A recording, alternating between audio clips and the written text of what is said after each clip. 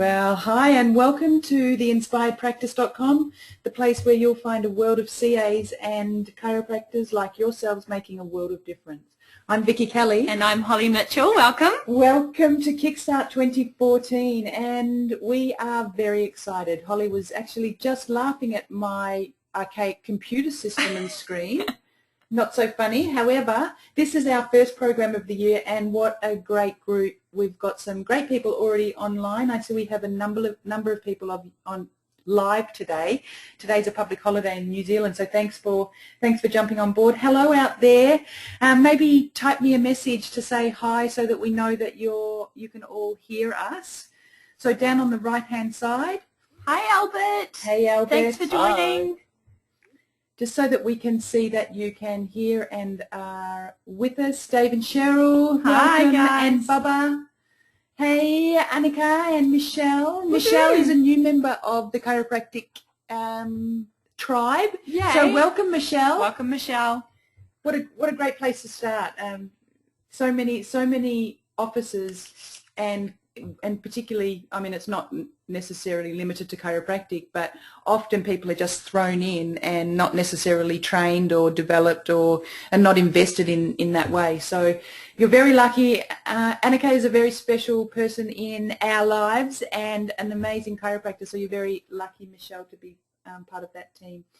So today's topic, our session today is going to be 45 minutes. Down on the right-hand side where you have been typing, you can at any time ask questions, type in comments. If there's any clarifications that you need, please just type us a message and we'll get to as many as we can throughout our session. So today's topic, and certainly the theme for the first week in our Kickstart program, is vision. And many of you, if you can see the screen now, you will have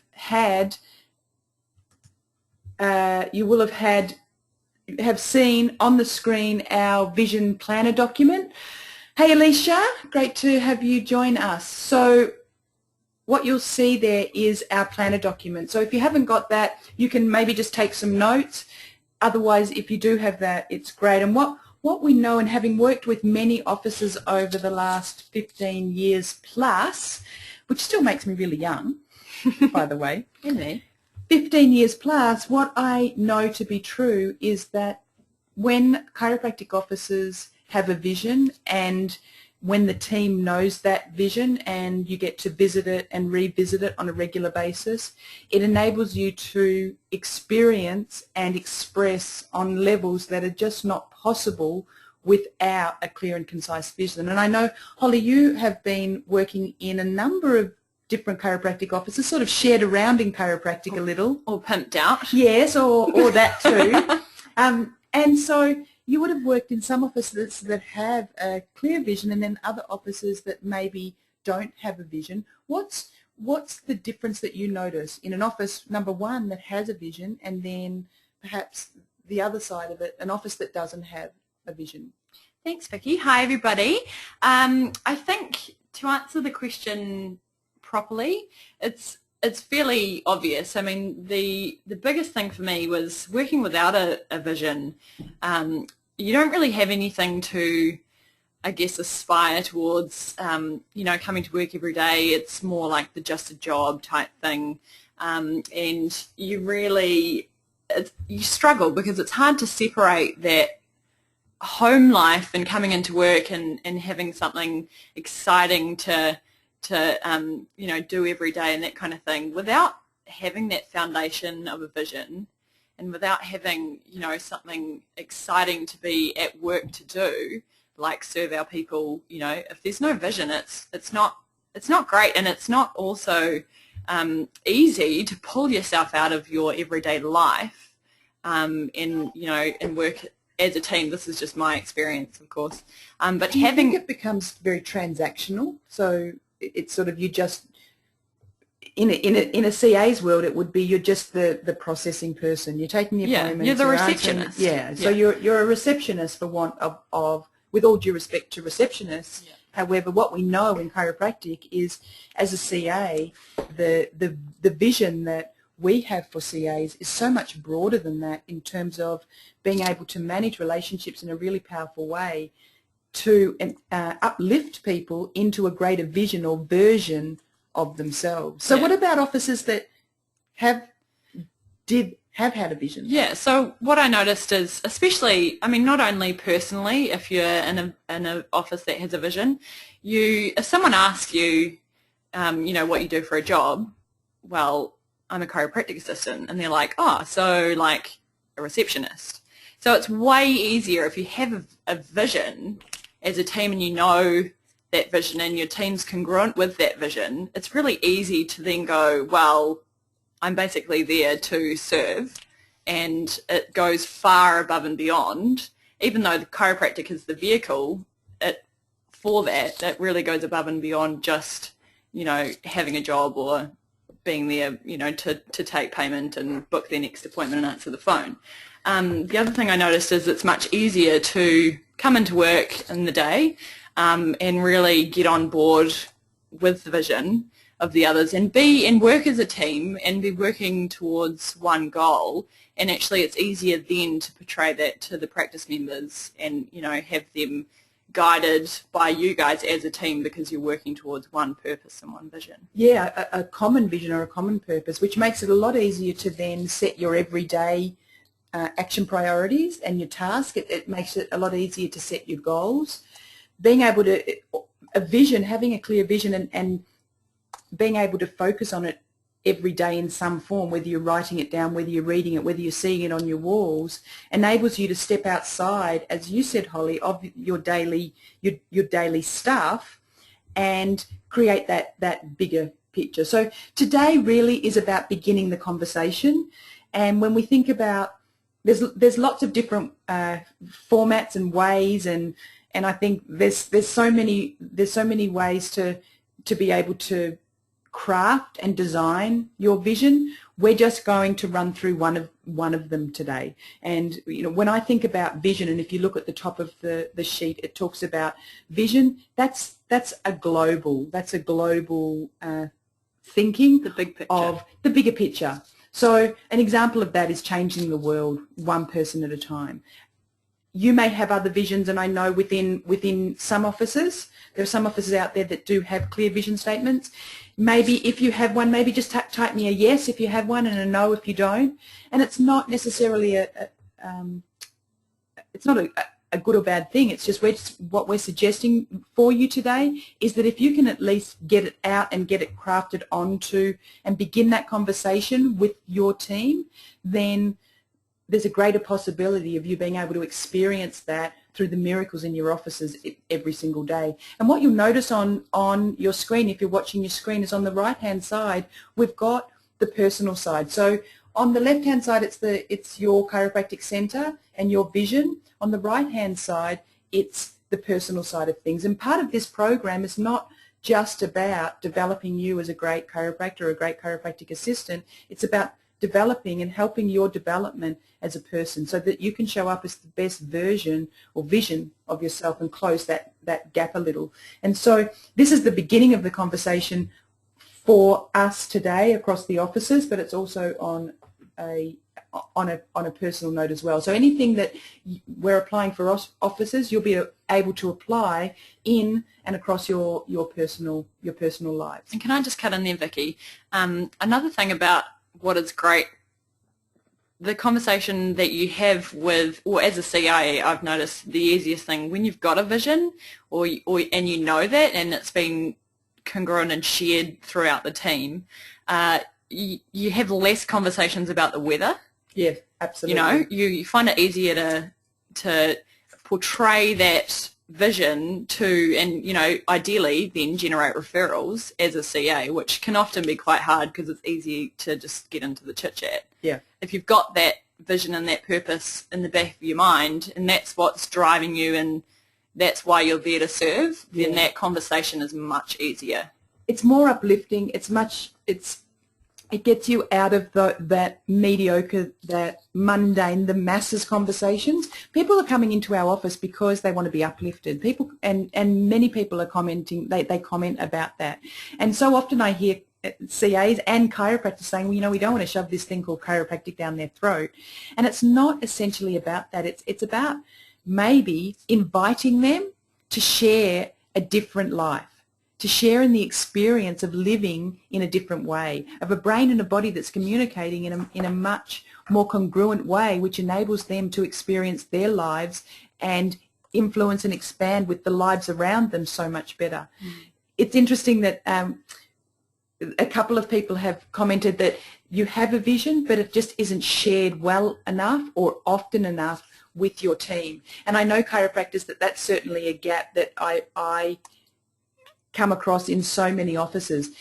You guys and girls have an amazing vision for how you want to shift and change and facilitate positive amazingness for humanity, and yet because we get into our everydays, you're not necessarily sharing it on a regular enough basis with your CAs and very importantly with the people that you're serving. So if you have a vision, if you know your vision, write it down, shout it from the rooftops. Within our office, our vision is across everything from our team meeting to our pre and post shift meetings to all across the wall in our office, so that we're seeing it and reminded of it constantly. The vision in our chiropractic office, particularly at Chiropractic Edge, is a healthier, brighter world for now and for always. And that sits up in that top left-hand corner. And if you look down, our core values, and core values are essentially the filters through which we're experiencing or doing our best to express the potential of our vision. And those core values, there's some examples there. Those core values include things like love and excellence and integrity and presence and generosity. And that's, again, another conversation that you can begin to have. What are the important core values in your office, the filters through which you want to be able to serve your people? And then if we go down to the third shading, we look at purpose. Purpose could be, another word for purpose could be your positioning statement. And so in our office, our positioning statement or our purpose, which is our everyday doings, is to strengthen your body, nourish your mind, so that you can love your life. And that is across all of our branding and all of our marketing. And so not only do we see it every single day, but the people that we take care of see it every single day. And it's not that we necessarily have that conversation with them. However, the conversations that we're having with them, whether it be about their appointments or their payment or their schedule or chiropractic, comes through a greater vision for what is possible for the people that we serve. It makes a real difference across all areas of our life. And interestingly, before the call, because Holly and I have been preparing so well before this call, and we were talking about having, this thing called vision, and Holly got really excited when we talked about the personal side of things. Share with us, Holly. It's true. We went through, Vicky had a little some words written down on a sheet in front of her, and it said 7 whys, and I was thinking, oh, is that like the what, where, when, where, how, whatever it is? And I was thinking, no, that's not it. And then I said, Vicky, what's the 7 whys? And she looked at me with that look in her eye. I'm sure Dave and Cheryl, you might know that look in Vicky's eye that I'm talking about. And she was like, okay. So we ran through the 7 whys. And basically, she asked me what I did and then said why. And it basically, after about 4 minutes of me wanting to give up halfway and stretching me, we got to essentially what was my vision. And so share with the group with you what Holly has worked with vision, and she loves vision and obviously aspires to that. However, in our conversations, she discovered that actually, although she had a loose idea of what her vision might be, she'd never really written it down. You'd never really entertained and invested much time in crafting your own personal vision. No, I think I had like like you said, a global vision, like to change the world. But I guess it wasn't specific to. So what is it? Share it. I wrote it down before because it was like, I mean, it really is awesome, and I came up with it because of the 7 whys thing. And I said it and was like, did I just say that? Like, I can't even believe that that's what came out of the conversation that we had. after 4 minutes. So my vision is that I'm facilitating the essence of service within the human race. It's like if you asked me 5 minutes before I did that, I would not have come up with that. So it's an amazing exercise. Essentially the 7 whys, and I know that Holly would be happy to guide you through that process. I'm happy to guide you through that process as part of our consult calls over the coming month, of which, remember, you have half hour every week dedicated to your specific situation, needs, desires. If it's vision that you'd love help with, if you'd love to go through the 7 whys, we can certainly do that. Essentially, it's the beginning point, and you might like to write this down. The beginning point is, what do I do?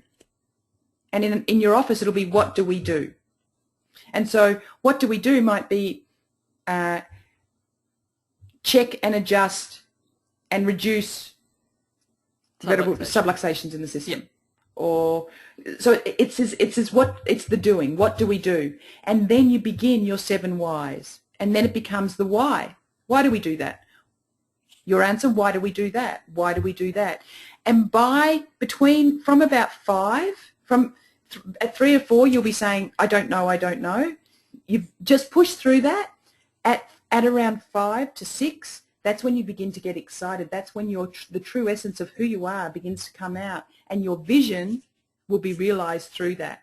And it might be an exercise to do if you already have a vision. It may be an exercise to do to refine and clarify the vision you have even further. It's a really fantastic exercise, and something that you can do with your whole team, and something that I really recommend that you do for yourself personally when you're crafting your vision. And your vision doesn't have to be, something that you come up with that you've got to stick with for the next 20 years. Like Vicky's got her own vision, and it's a live document. It's constantly changing and growing and developing as she changes and grows and develops. That's exactly right. And it's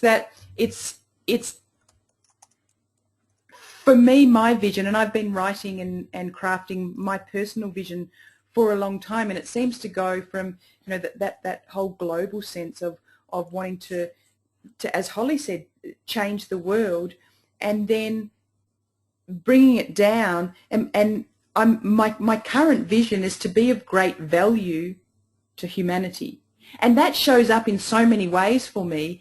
But even more than that, I look at we can talk and we can serve thousands of people or millions of people even, and yet it's that one person in front of you that I want to be of true value with.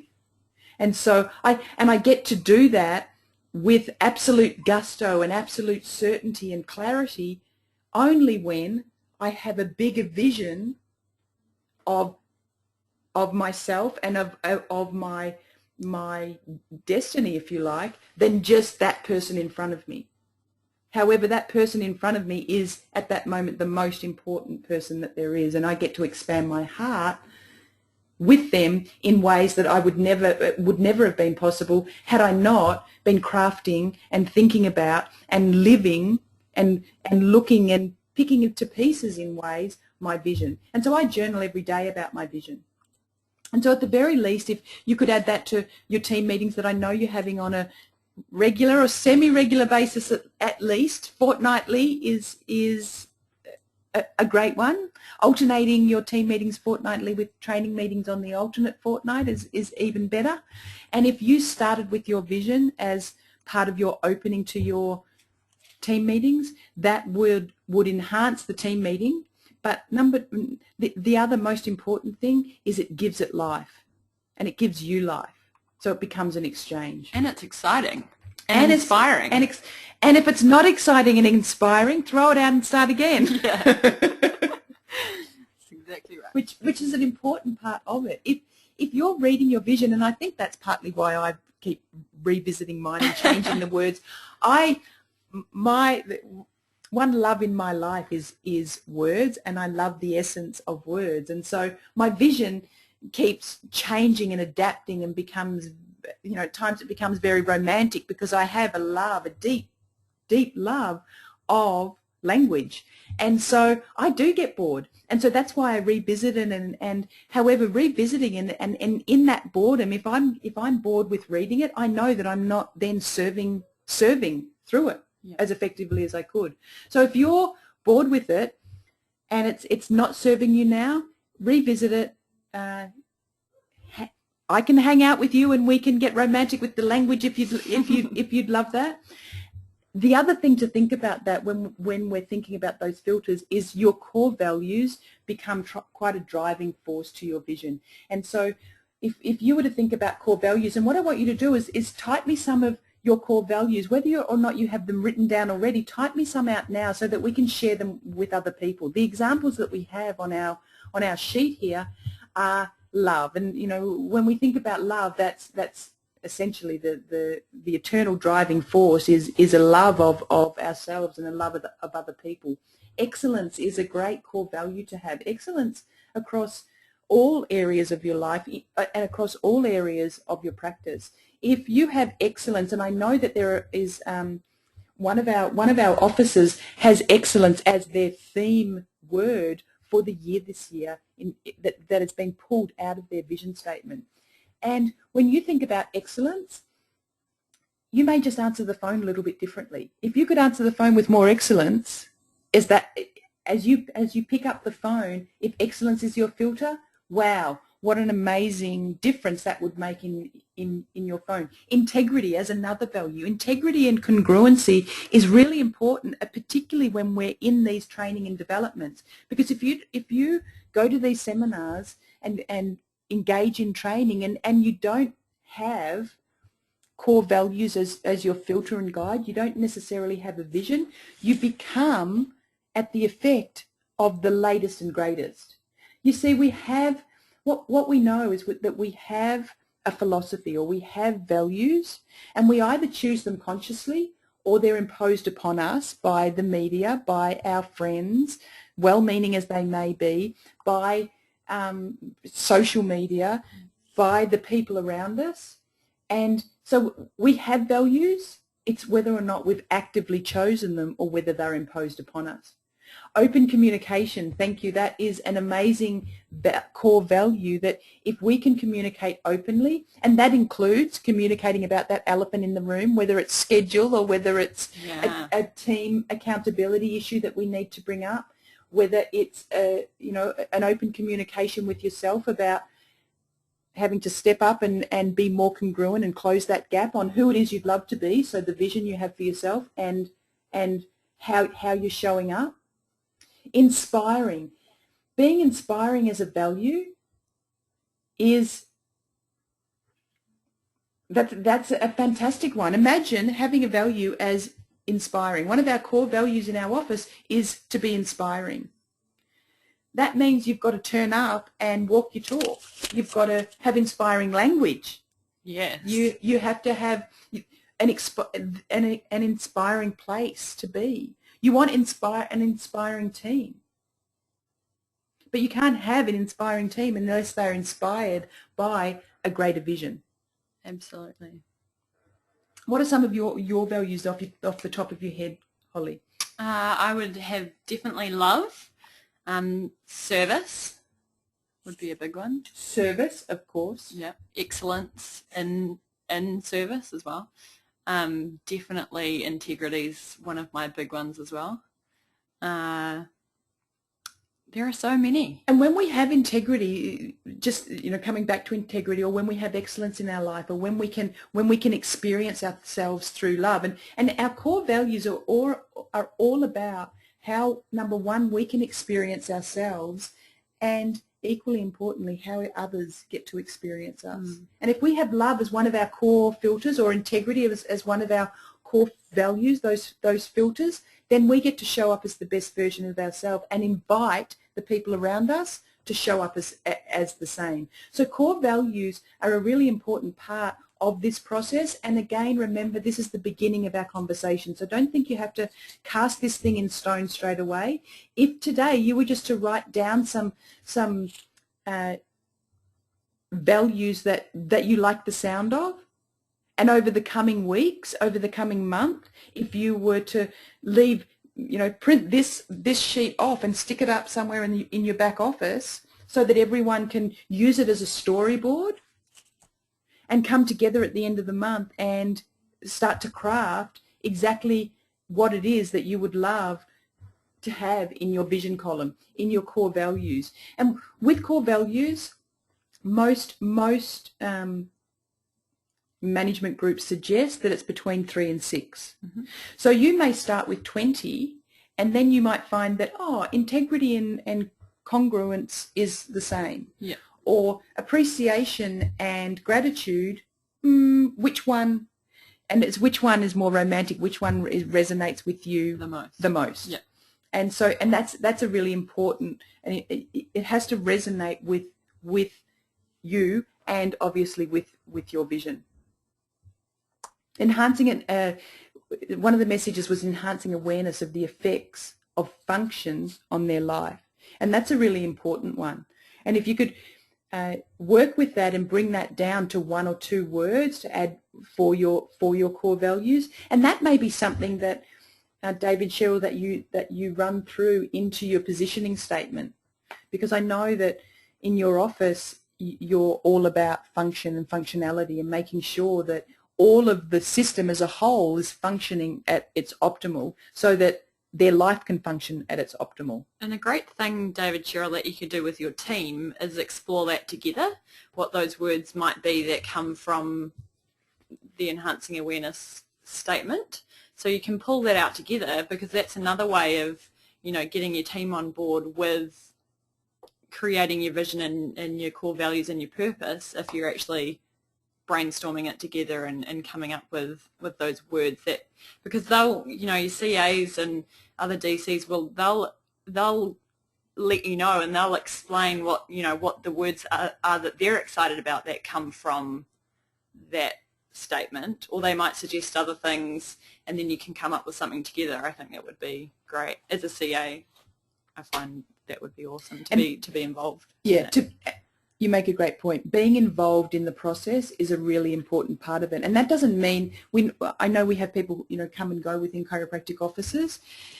However, what I will say, teams out there, is if you have a congruent vision and you're closing the gap on the expression of that vision every single day, you're going to, number one, attract great people in to help you serve, and number two, keep those great people. Because all too often I speak with CAs and chiropractors who say, I love chiropractic, however, I'm just a little lost because I don't know, I've hit a ceiling, I've hit a gap, I've hit the ceiling in how I think I can serve, and we lose our great people because they don't know that vision is out there. And the chiropractors, I know that you have that in your hearts because you were chosen, you were selected a long time ago to serve chiropractic, even though you may not have realised it, as CAs are.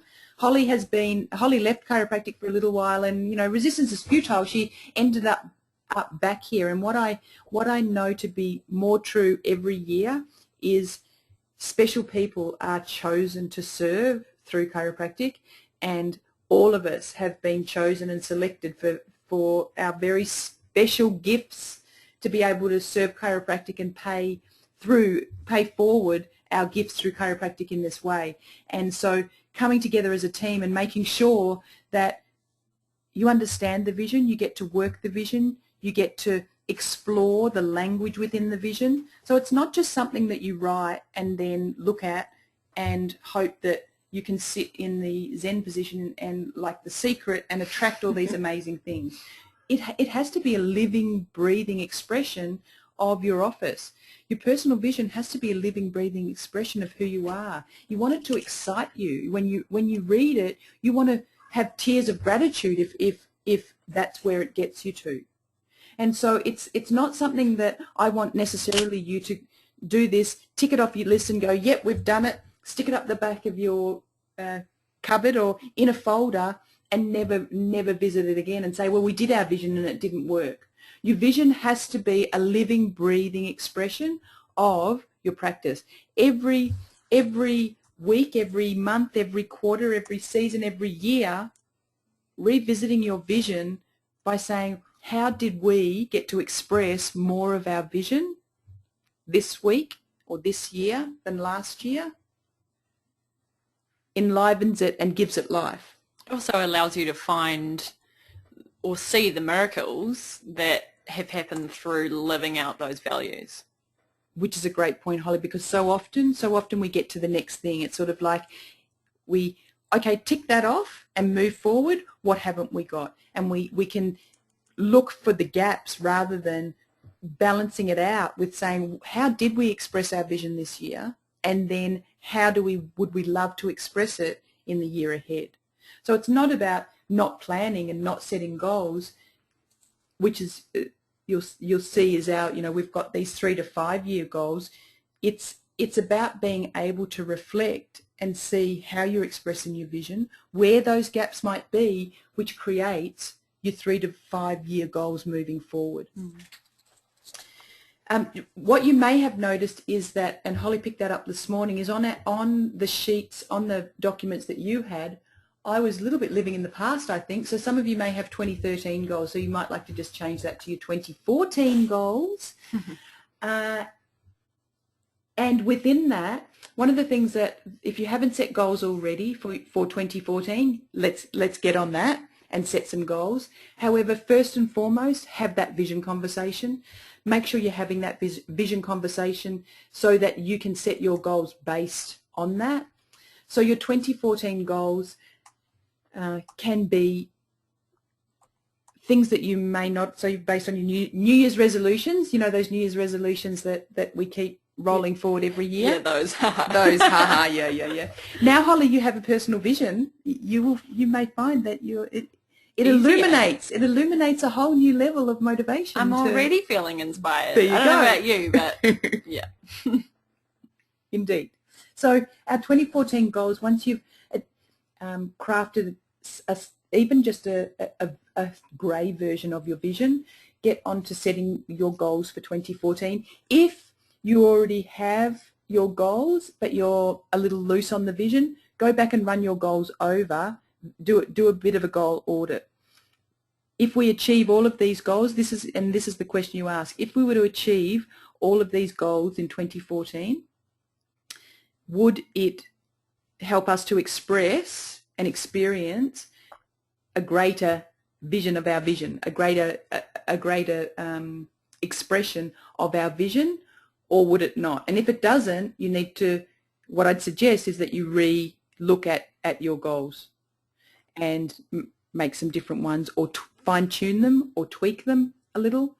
And so once you have your 2014 goals, and you can have goals between 5 to 10 for your 2014 practice goals, remembering to set specific goals. And I'm not sure whether who has run their goals via the SMART protocol. Yes, I have done that in the past. Yep. So the SMART protocol, and there's a number of different acronyms for that, but it's specific. The one that I run by is specific, measurable, action-based, timelined, and realistic. We can, if you would like me to send you a copy of that and a goal planner document, please send me an email via some of the replied on the emails that we've already sent you, and I will send you that planner document. Who has run their goals via a system like that? So a pretty measurable system. Just type that in for me so I can see that some of you have and some of you haven't. So maybe what you could do is just have a look at that, run that by that SMART protocol, because what that will enable you to do is get very clear on your goals. In addition, running it by your vision will enable you to make sure that the goal you have motivates you to get up in the morning and take the actions that you need to create that. And so, if we look at the actions, you'll see on the second page that we have our action priorities. So once you have your 2014 goals, it's a great idea to break those goals down into a quarter, so a 90-day process. So if you were to have a 2014 goal, and one of the easiest goals that we look at is adjustment experiences or practice volume. Mm-hmm. And most of you in your profiles, thanks for completing those. If you haven't completed those, get onto those ones that are less than efficient in completing their documents. Please, thanks in advance for getting onto those. Most of the profiles came back saying that this year you're looking at practice growth, and so that's an increase in your volume. So if we were to say our 2014 goal was to increase our practice volume by 50%, yep.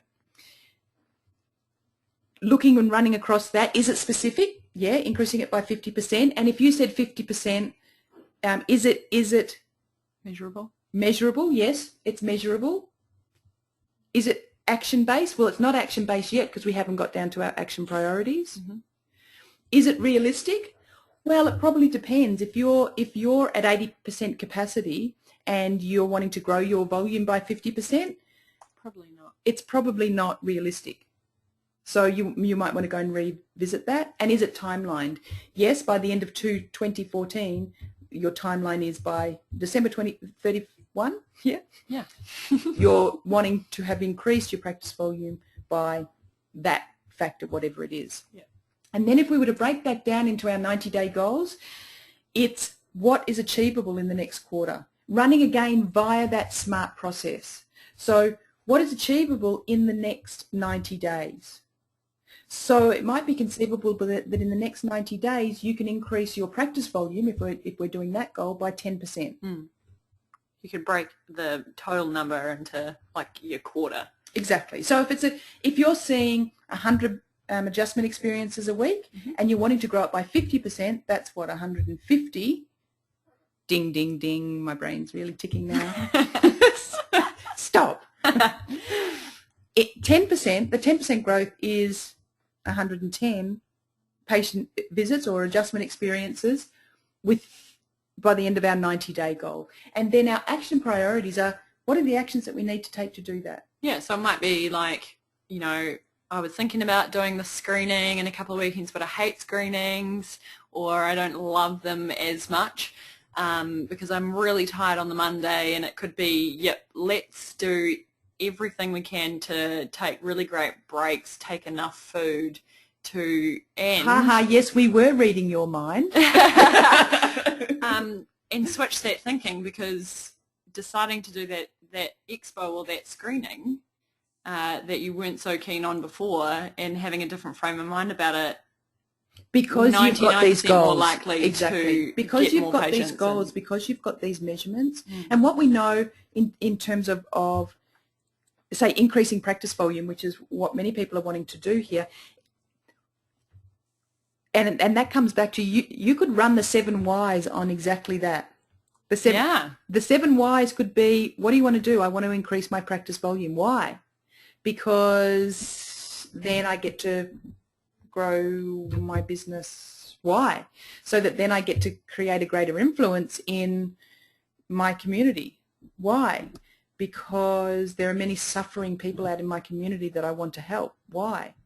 Because that will change the landscape of my community and for the people. Why? So that my kids get to grow up in a better world. There's your pillar. But if you get to something like, because I want to grow my business, because it'd be nice to have more money, you need to start again. Yeah. Because you haven't got to your vision. Yeah, unless your vision is around your dollars. Yes. And so if your vision's around your dollars, then go for it. However, if you get stuck, then, as Holly said, go back and start again. So if you get stuck and you're off track and you're going, well, that why is breaching my values, it's taking me away from fulfilling and expressing my vision, then you go back to the start and say, okay, what do I want to do? I want to increase my practice volume. Why? Because, and so you run through that process. So the 7 whys can be used across so many areas of our world and across practice. The 7 whys could be used if you wanted to as an education tool. And we'll be talking about education in later webinars. However, it's a great, a modified version of the whys in terms of being able to motivate and inspire our people to want more for themselves. And remember, it's not when we talk about the people that we're taking care of. I know that all of you, for mostly the people coming into the office, we hold a greater vision for them than they do for themselves. Absolutely. And even if it's not written down, even if it's just a little bit more for them than they do for themselves, what tends to happen if we aren't clear on that vision and on our vision, if we're not clear about that, then we bow to the lowest common denominator. And so then it becomes about them and their problems and their signals or symptoms or their stuff than it is about holding this intention for a greater vision. And that's not saying that you don't acknowledge your people for where they're at. It's no use trying to impound your paradigm or your vision for them on top of their paradigm or their vision that they have for themselves when it's so disjointed and subluxated. Sometimes it's about meeting people where they're at, taking them by the hand gently, expanding your heart towards them and guiding them to the greater vision they have for themselves while acknowledging that I'm here with you. I'm listening with you. Because we don't want to be talk. Well, talk, but it's also, you're right, you don't want to be talk. Hey, our vision for you is to allow you to express your life on a much greater level than it is now. Well, when I'm in pain and I've got a headache, that's not what I want to hear. However, we can hold that intention and that vision for people through every word and every experience that they have in the office while listening intently and deeply and acknowledging exactly where they're at. So from today, we've only got a couple of minutes left on the call. If you've got any questions, please jump on and type them out now, and we can answer as many as we can in our next 90 seconds. The other thing I want you to do is write one action that you're going to take as a result of this webinar today. Just one action that you are committing to take. It might be that you're going to pull out the vision out the back of your cupboard, dust it off and hang with it. Or out of the archives. Out of the archives. It might be that you're going to start to brainstorm and make a list of your core values. It might be that you're going to print this sheet off and pop it up somewhere in your office. Just one action that you're committing to take as a result of being here, part of this webinar. Okay, so somebody, thank you. Somebody is going to set weekly training times with CAs. I love it. And in setting those weekly training times, what we want to open that with is your vision. So you could run the 7 whys on. What are you going to do? I'm going to set weekly training times. Why? Why set weekly training times? Because it will help people, the CAs, to be able to share the message of chiropractic. It will help it to express our core values. Why? So that we can serve more people in a greater way. Why? So that we get to change the lives of the people around us. Why? So that we get to fulfill our vision, which is whatever it happens to be. And don't be scared, because it is hard. It is really hard, and it's stretching and growing, but I promise you'll get there. Yeah. And that'll be the best feeling ever. There's a great saying about hard. You either do it hard and then easy, or you do it easy and then hard. And what I've learned over the years, having done things easy and then hard on a number of occasions, is that doing the hard stuff and then it becoming easy is being able to regulate myself in a way and delay gratification in a way that is so fulfilling and so amazing. Some of the other things that are coming through is integrating my core values into my visions. That's a great one. Running my 7 whys to develop core values. Fantastic. A mission statement, and is mission statement and vision the same? Vision tends to be, from my understanding, Dave and Cheryl, vision tends to be global. So it's what I'm here to do in the world, what my organisation is here to fulfill and have express in the world. And a mission statement tends to be something that you're sharing more, that almost mission purpose positioning. However, if the semantics of it don't necessarily matter, if your mission, when you look at it, if your mission statement, because you've called it a mission statement, actually looks like a vision statement, just packaged as a mission statement, yeah, it's chicken or the egg. If it's global, if it excites you, if it inspires you, and if it's about, well, for me, it's about leaving the world in better shape than I found it. If it has an essence of that, then that's your vision. And I know that in chiropractic, we're all here to leave the world in better shape than we found it. And we may not get to see that in this lifetime. We may not get to see that in this lifetime. However, what I certainly know to be true is that when I don't want to get up in the morning because I'm tired and bruised and weary, reading my vision and dedicating my day or my life to that vision gets me out of bed and up and inspired to make change. And if that's the only thing my vision does for me, is get me out of bed and outside of my funk, because we all have funk, then that's a reason to take this action and do this. So you've come back with some great actions. Make sure you write them down, take those actions. We will be following up. Holly will be following up on those actions. She's written them all down with names, by the way. So watch out. She is a great taskmaster. So again, thanks for joining us today for our Inspired Practice. Thank you, Holly. I'm looking forward to getting to know you as we work together in this new capacity over Thank you for having me. Coming forever. And thank you, beautiful people, for joining us today.